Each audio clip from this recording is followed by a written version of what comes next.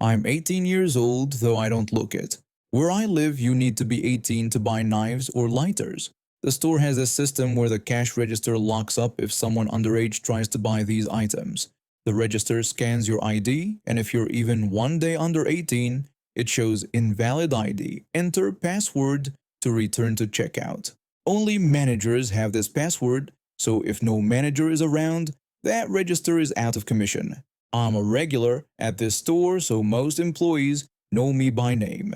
The store layout is awkward. You walk in the door, turn left into the shopping area, and the checkout line is blocked off by racks. If someone blocks the path, it's hard to navigate through the store or back out. I had just finished shopping for dinner, spaghetti ingredients and lighters for my incense. There was also a small black pocket knife being held for me. I got in line behind this teenager who looked about 16 or 17 and waited my turn. The cashier, I'll call her Allie, started helping him. He'd picked out a pocket knife and some lighters. Allie asked if that would be all for him, and he said yes. When she looked at his ID, she asked him to verify his age. The teenager said he was old enough and told her to just scan the items. Allie tried explaining that his ID showed he was too young, but he said his birthday was tomorrow and told her to just do her job and sell him the stuff. Allie gave up arguing and scanned his items, then his ID. As expected, the machine flashed the lockout message. The manager was on break. Allie told him she had tried to warn him it wouldn't work. The teenager said he wasn't leaving without his items. By this point, I'd been waiting an extra 10 minutes. Allie called over her co-worker, who opened register 2 and waved me over. As I talked with the co-worker and got my things scanned, a woman walked in, the teenager's mother. The mother asked her son if he had paid yet because they needed to leave. The teenager said the cashier wasn't letting him pay. Allie told her that his ID had locked the register and she couldn't activate any functions to allow payment. The teenager said she was lying.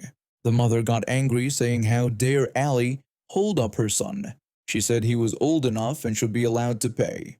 Allie told her she couldn't open any functions until a manager arrived. The mother told her to get the manager, saying she wanted to get Allie fired. Allie told her that the manager was on break and they could wait.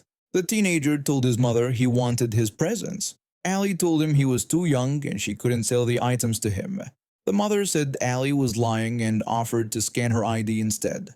Allie told her the system didn't work that way. I put my lighters on the counter at register 2 and asked if they still had the knife I wanted. The coworker said yes and pulled out a tiny multi-tool pocket knife from behind the counter. The coworker asked if that would be all or if I needed new headphones again.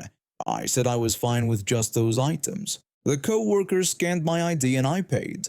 That's when the mother noticed and got upset. She said I looked the same age as her son. When Allie tried to explain, the mother interrupted, saying I must have a fake ID. Allie told her my ID wasn't fake. The teenager walked over to me and held out his hand. I looked confused and tried to walk away, but he blocked me. He told me to give him my ID since his didn't work. I said no, adding that the machine didn't work that way anyway. The mother praised her son's idea and told me to hand over my ID. I said no again. Allie asked the mother to stop bothering me, saying I had done nothing wrong. The co-worker asked her to move as she was blocking the line. The mother said 1 sec as she reached for my ID. I warned her not to touch me. I'm military trained and have a lot of strength due to a birth defect. The mother brushed off my warning. I told her that if she touched me, she would be restrained. I said this loudly with the camera recording to protect myself. The mother grabbed the arm where I kept my wallet. Allie was calling the police while I grabbed the mother's wrist and restrained her. I didn't hurt her, just took her wrist and held it behind her back, pushing her down. She was small, so this was the best way to handle it without causing injury. I was just stopping things from getting worse. The teenager looked scared while his mother yelled. The police arrived and I let go since I didn't want to look like I started it. The mother made up a story about unhelpful employees and said I had attacked her. Allie said that wasn't what happened, and the co-worker offered to show one of the officers the video. One officer went to view the footage while the other took statements from everyone. I told the truth and said I had warned her. The mother made up her version, but Allie's statement matched mine. When the first officer returned, he told the mother she was coming with him and asked if I wanted to press charges. The mother said she did want to press charges, and the officer told his partner to cuff her. The officer asked if I wanted to press assault charges, and I said yes because she had dug her nails into my wrist. The mother acted shocked and yelled about her rights, while the second officer read her rights. Everyone who had to wait in line got a free item under $5. At the hearing, the mother cried and claimed insanity. After a checkup, she was placed in a hospital. I had to get a restraining order against her husband after he came banging on my door and yelled at me for 30 minutes. When he finished, I told him to get off my lawn. He kept banging on my door, cracking it, so now I'm pressing charges for damage to my property. If she hadn't claimed insanity, this could have gone on for a year or more. I live in a downtown high-rise apartment building in a major city, with about 20 floors and roughly 15 units per floor. Our building is constantly busy. Like many major cities, we have a housing crisis, so every space is occupied and common areas are always packed. Being downtown means our rent prices are through the roof. A few months ago, something happened that still leaves me confused. I was leaving my apartment when someone called out to me from the elevator area. I saw a woman I didn't recognize and figured she must be a new tenant.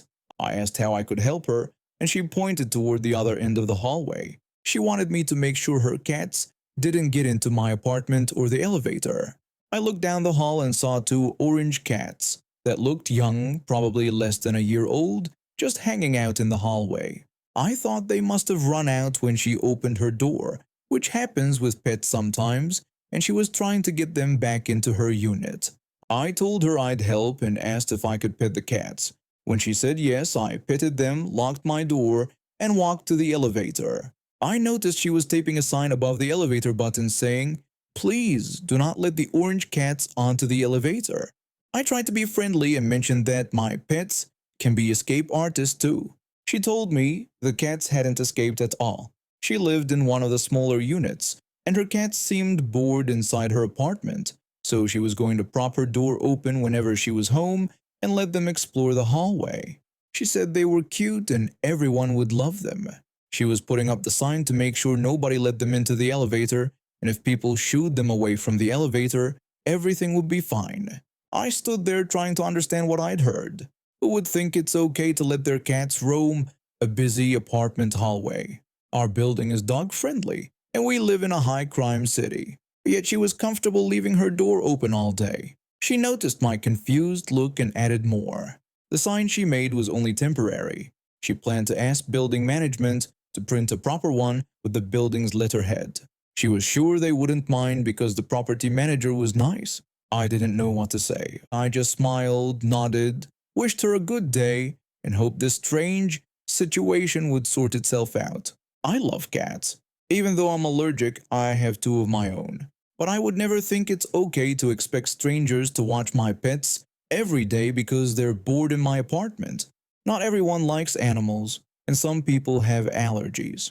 There were safety issues too.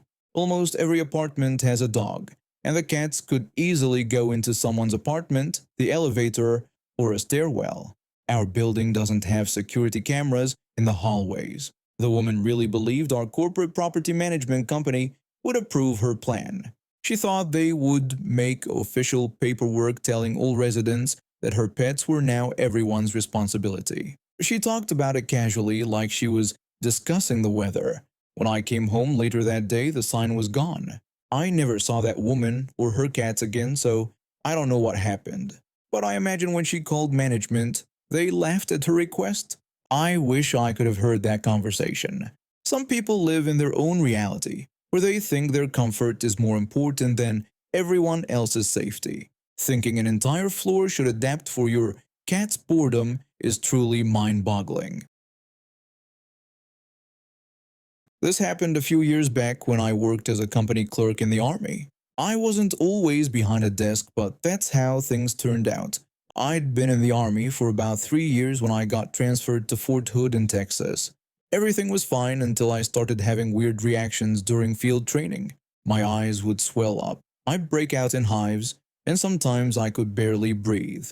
After a couple trips to the emergency room, the army doctors found out I was allergic to some local shrub that grew all over the training areas. The diagnosis came with orders: no outdoor duties, office work only. I wasn't happy about it, but I could still serve. My wife had just found out she was pregnant with our first child, so a desk job wasn't the worst thing. That's when the trouble started. Our new commanding officer was a West Point graduate who thought the sun rose and sat on his combat boots.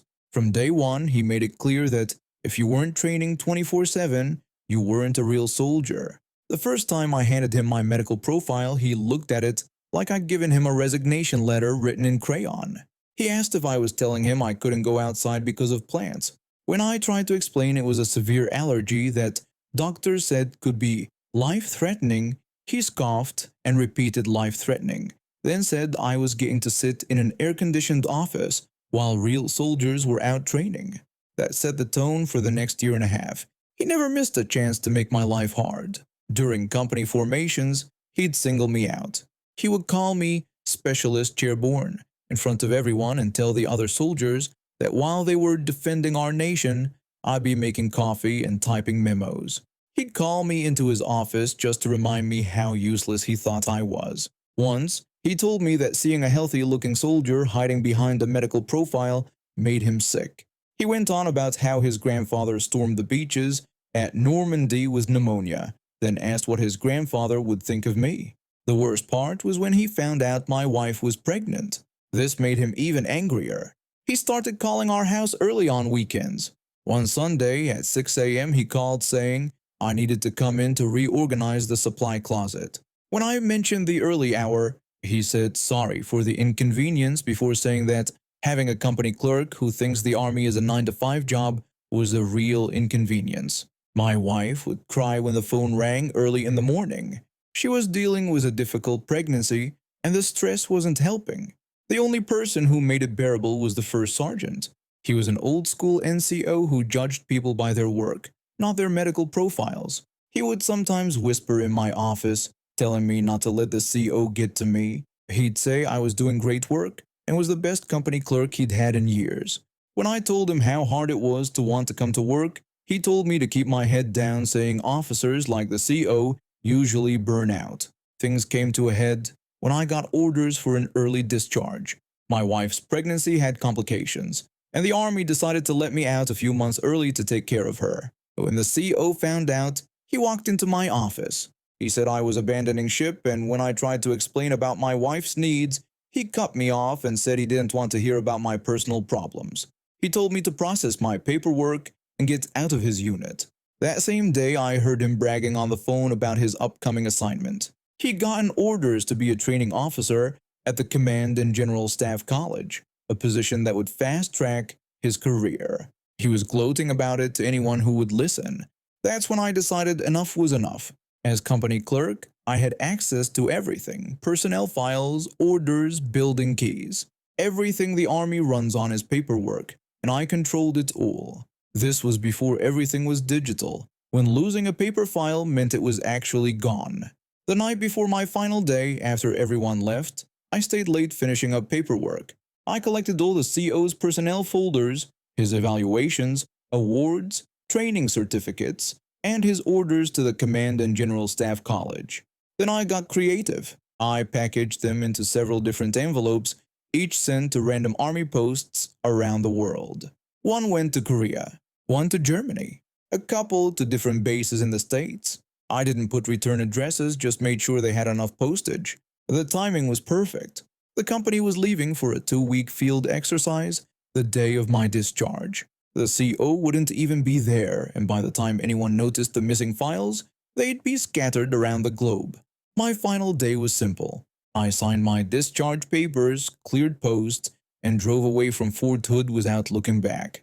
About 3 months later, I got a letter from one of the sergeants I used to play poker with. He wrote that the CO went crazy when he got back from the field exercise and realized his personnel files were missing. His orders to the staff college were cancelled because they couldn't verify his records. Now he was stuck rebuilding his entire file from scratch, and half his awards and evaluations were gone. The sergeant said the CO was furious, and while nobody knew what happened, he thought I might like to know.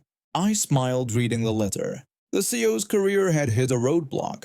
All those promotions he was counting on would be delayed by years, if they came at all. Some might say what I did was wrong, but after months of harassment, making my pregnant wife cry, questioning my integrity in front of the entire company, I saw it as payback. Even us cheerborn rangers know how to fight back when pushed too far. The most important lesson any officer should learn is never mess with the company clerk. We might not be in the field dodging bullets, but we control the paperwork, and in the army, paperwork is power. When I was about 9 or 10, I was a real piece of work. This was back in the 80s when parents kicked you out of the house after breakfast and expected you home by dinner. My favorite hangout was the park around the block from my apartment building. Our building had a large community room on the ground floor that people could rent out for events, birthday parties, club meetings, anything. Most weekends, that room was booked solid, sometimes with events going until late at night.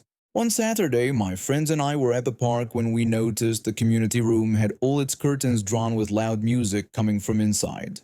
There was some kind of party happening, and to a bunch of bored kids, that sounded exciting. We knocked on the door and politely asked if we could join the party. The teenager told us to get lost and called us little jerks. The door slammed in our faces. If he had been nice about it, maybe said we were too young or it was a private event, we would have walked away. But being called little jerks when we were being polite, that crossed the line. My first friend said the teenager was a jerk. The second friend said we should do something about it. The third friend agreed but asked what we could do. We huddled together thinking of ideas for revenge. Some suggested throwing rocks at the windows, others thought about pulling the fire alarm. Nothing seemed right until I looked over at the lawn. There was the biggest dog turd I had ever seen. It was massive, fresh, and disgusting. I knew what to do. I pulled out my handkerchief and found 2 small twigs. My friends watched as I picked up the turd using the twigs like chopsticks, putting it on the handkerchief. My first friend asked what I was doing and said it was gross. The second friend started to ask if I was really going to do what they thought. I told them to watch me. I had noticed one of the windows to the community room was open a crack. It was the perfect target. As I walked toward it with my disgusting payload, my friends realized what I was planning. My first friend said he was leaving. He ran back to the park. The rest of us kept going. I went to the window, careful not to be seen. I could hear the music and laughter getting louder as I got closer. With my friends watching, I stood on my tiptoes and aimed at the small opening. I threw the dog turd through the crack in the window. Instead of hearing a plop of it hitting the floor, there was a splash sound. My second friend asked what that sound was and what the turd had hit. Before I could answer, we heard a girl screaming from inside. She yelled about something disgusting. Another voice said it was dog poop in the punch bowl. Several people said they had just drunk some of the punch. My second friend said, "Oh no," and ran away from the scene. The music stopped. Through the window, we heard gasping, retching, and angry voices. The angry teenager said he would kill whoever did it. Another voice said someone had thrown it through the window and might still be outside. I laughed. I couldn't help it. My last friend and I looked at each other, and we knew it was time to leave. I told my friend to run. We ran faster than ever before. I heard the community room door opening behind us, but we were already halfway down the block. My last friend said he couldn't believe what I had done and worried we would be in trouble if caught. I told him they wouldn't catch us. We ran until we reached the other side of the park, falling on the grass, out of breath but laughing. I asked my friend if he had seen their faces. He said he hadn't seen them but had heard them and mentioned that the turd had landed in the punch bowl. We spent the afternoon hiding out, thinking a mob of angry teenagers would be looking for us. They never found us, though word got around the neighborhood about the punch bowl incident. For weeks afterward, I took different routes to avoid the community room. Eventually, the story became neighborhood legend, though no one ever found out I did it. Now I realize how disgusting and awful that prank was. Those teenagers probably had their party ruined, but at the time with a big grin on my face and my heart racing, it felt like a victory.